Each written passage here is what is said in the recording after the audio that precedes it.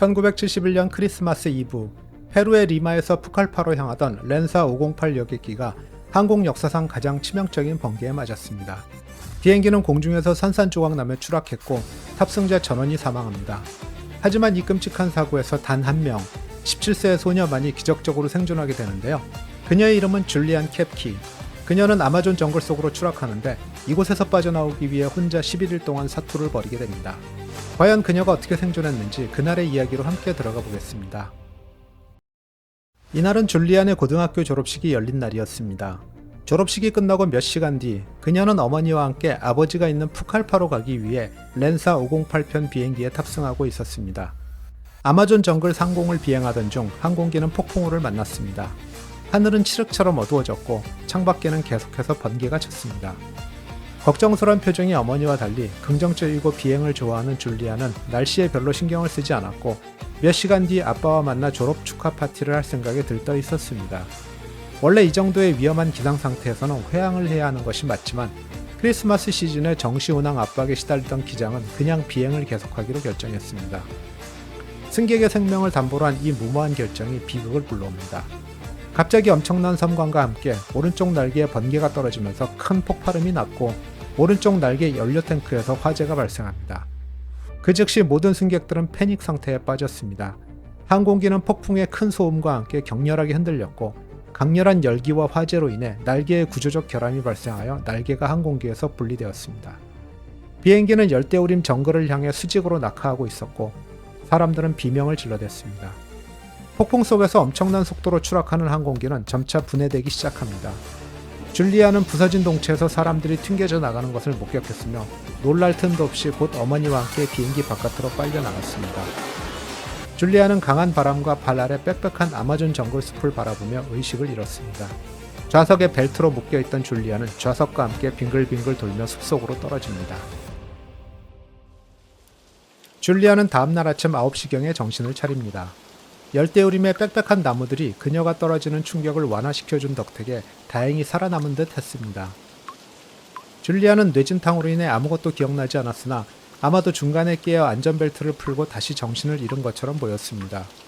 그녀가 찬 시계는 아직 작동하고 있어 시간을 알 수 있었는데 열대우림 속에서는 세찬 비가 내리고 있었습니다. 줄리아는 좌석 밑으로 기어들어가 비를 피합니다. Yes, it happened too quickly. It was impossible to feel panic or fear in that moment. I only realized what was happening. And then I passed out and I didn't remember anything from the impact. 줄리안은 하루 반을 그대로 쉰 이후에야 겨우 일어서 걸을 수 있었습니다. 줄리안의 쇄골은 완전히 부러져 뼈가 겹쳐져 있었지만 다행히 피부를 뚫고 나오지는 않아 출혈이 심하지는 않았습니다. 그러나 다리에 깊은 상처를 입었고 팔의 상처에는 구더기들이 기어다니고 있어 팔을 잘라야 할지도 모른다는 두려움에 휩싸였다고 합니다. 당시 그녀는 쇼크 상태에 있었고 극심한 스트레스로 인해 아드레날린이 분비되어 통증과 출혈을 크게 느끼지 못했지만 후에 의사들은 줄리안의 정강이 뼈가 부러졌고 전방 십자인대가 찢어졌으며 허리 근육도 손상된 상태라고 전했습니다. 기운을 어느 정도 회복한 후 줄리안은 스스로 일어났습니다. 만약 보통 사람이 아마존 정글에서 뱀, 악어, 독성곤충, 위험한 식물들로 가득 찬 환경에서 몸을 추스르기 어려운 부상을 입었다면 절망하거나 두려움에 빠질 가능성이 많았겠지만 줄리안은 사실 어린 시절 독특한 환경에서 자란 바 있었습니다. 그녀의 어머니는 조류학자였고 아버지는 페루의 유명한 동물학자였으며 두 사람은 페루 열대우림의 연구소에서 근무하였습니다. 그래서 줄리안은 아버지로부터 종종 열대우림에 대해 많은 것을 배웠고 본인이 처한 환경에서 패닉에 빠지거나 당황하지 않을 수 있었습니다. 줄리아는 무엇보다 어머니가 걱정되었는데 본인이 추락한 지점을 중심으로 돌아다니며 생존자나 음식을 찾기 시작합니다. 그녀는 정글에서 길을 잃기가 쉽다는 것을 알고 있었기 때문에 계속 흔적을 남기며 걸었고 사고 후 4일이 지난 날 왕독수리가 땅으로 내려앉는 소리를 듣습니다. 줄리아는 조류학자였던 어머니로부터 이 독수리는 죽은 고기나 썩은 살이 근처에 있을 때만 착륙한다고 배웠기 때문에 소리를 따라가 보기로 합니다. 얼마 가지 않아 그곳에 3명의 승객이 죽어있는 것을 발견합니다. 그들은 좌석에 벨트로 묶인 채로 땅에 1m 가까운 깊이로 거꾸로 박혀 있었고 발만 보였습니다. 희생자 중 한 명은 여성이었는데 혹시 그녀의 어머니가 아닐까 하고 막대기로 들춰보았는데 발톱에 발라진 네일 폴리시가 있어 어머니가 아니라는 것을 알 수 있었습니다. 줄리안이 정신을 차리고 며칠 동안 가끔 구조대의 비행기가 지나가는 소리를 들었습니다. 그러나 숲이 너무나 울창해서 비행기에서 생존자를 발견하기는 매우 어려웠고 그녀가 소리를 지르거나 손을 흔들어도 비행기에서 발견할 수는 없었습니다. 며칠이 지나자 비행기 소리는 더 이상 들리지 않았고 구조 작업이 중단되었다는 것을 짐작할 수 있었습니다. 그녀는 이때가 가장 절망스러운 순간이었다고 나중에 회고합니다. 이제 줄리아는 이 정글에서 살아나가려면 혼자 힘으로 해결해야 함을 깨닫습니다. 물은 나뭇잎에서 물방울을 핥아내는 것만으로도 어느 정도 해결할 수 있었지만 식량 찾기는 쉽지 않았습니다. 물고기를 잡으려도 아무런 도구가 없었고 먹을 수 있는 식물을 발견해도 줄기와 뿌리를 자를 도구가 없었습니다. 더군다나 정글에는 치명적인 독을 가진 식물이 많아서 자칫 실수하면 생명을 잃을 수도 있다는 것을 알고 있었습니다. 그녀는 비행기에서 떨어진 사탕 봉지 하나를 발견합니다. 줄리아는 이것이 그녀의 생명줄과 다름없다는 것을 알았고 최대한 아껴서 하루에 2-3개만 먹기로 합니다. 그러나 사탕 몇 개로는 하루 종일 정글을 걸어다닐 수 없었고 주변에서 발견한 개구리를 잡아 먹으려고 했지만 재빠른 개구리를 잡기에는 체력이 너무 고갈되어 있었습니다. 나중에야 안 사실이지만 그때 줄리안이 목격한 개구리들은 치명적인 독을 가진 녀석들이었다고 합니다. 줄리안은 사고 주변을 며칠 동안 돌아다녔지만 아무런 먹을 것도 발견하지 못했습니다. 그러나 하나의 작은 우물은 발견했는데 그때 그녀는 아버지가 어릴 때 해준 말이 떠올랐습니다. 그건 정글에서 길을 잃었을 때는 물길을 따라 내려가라는 것이었는데 작은 시냇물이 합쳐져 개울을 이루고 개울이 합쳐지면 강이 나오고 강이 나오면 사람 사는 곳이 나온다는 것이었습니다. 줄리아는 그 우물에서 시작해 물을 따라 내려갔습니다.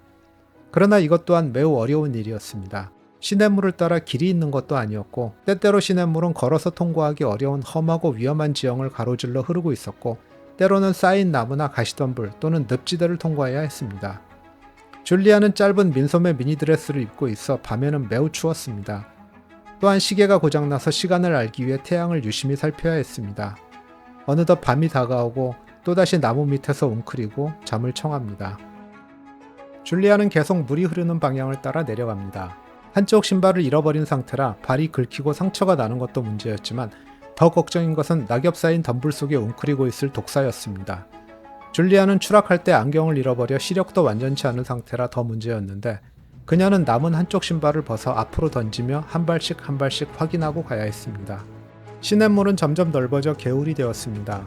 개울물 속에는 악어들이 머리의 일부를 내밀고 있는 것이 보였지만 줄리아는 아마존 열대우림의 악어들이 사람을 공격하는 일이 매우 드물다는 것을 알고 있고 또한 온갖 위험이 도사리고 있는 밀림 속을 헤치고 가는 것보다 물을 걸어서 가는 것이 차라리 덜 위험하다는 것도 알고 있었습니다.